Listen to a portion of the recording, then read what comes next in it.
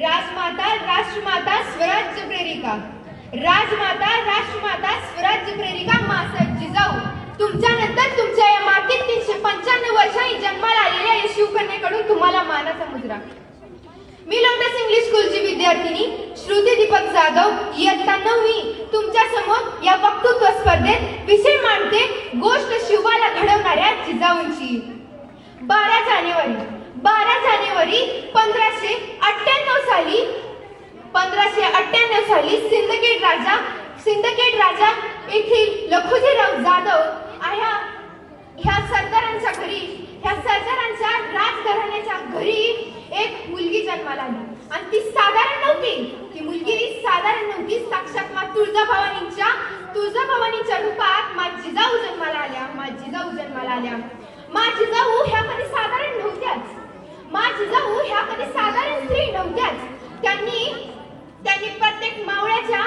प्रत्येक मावळ्याच्या रक्तामध्ये स्वाभिमान मिसळला. जो प्रत्येक मावळा हा छत्रपती शिवराय घडला. एकीकडे त्यांनी पत्नी म्हणून शहाजीराजांना वेळोवेळी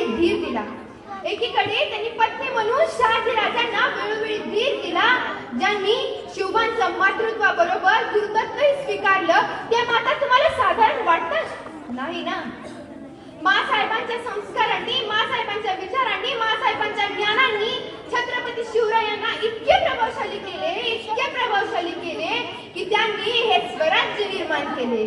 ह्या थोर माँसाहेब देववादी नाही तर ह्या प्रयत्नवादी होत्या. महसुदीपणा, नीतिमंतपणा, बुद्धिमंतपणा ह्या सर्वांचा सुरेख संगम म्हणजे माँसाहेब जिजाऊ. मुघल सुद्धा बोलता बोलता बोलून गेला. ये मराठे क्या खिलाते अपने बच्चों को, क्यों ऐसा एक भी सुरमा पैदा नहीं हुआ हमारे खानदान में.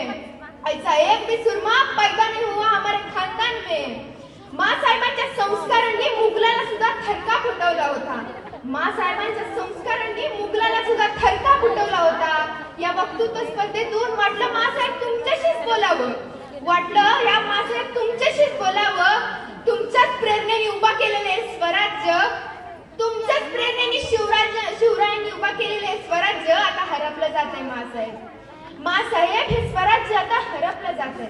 माँसाहेब तुमचं माहेर सिंदखेड राजा विदर्भात, माँसाहेब तुमचं सासर वेरूळ मराठवाड्यात, माँसाहेब तुमचं आयुष्य गेलं पुण्यात पश्चिम महाराष्ट्रात, माँसाहेब तुमच्या जीवनाचा उत्तरात म्हणजे रायगड अर्थात कोकणात.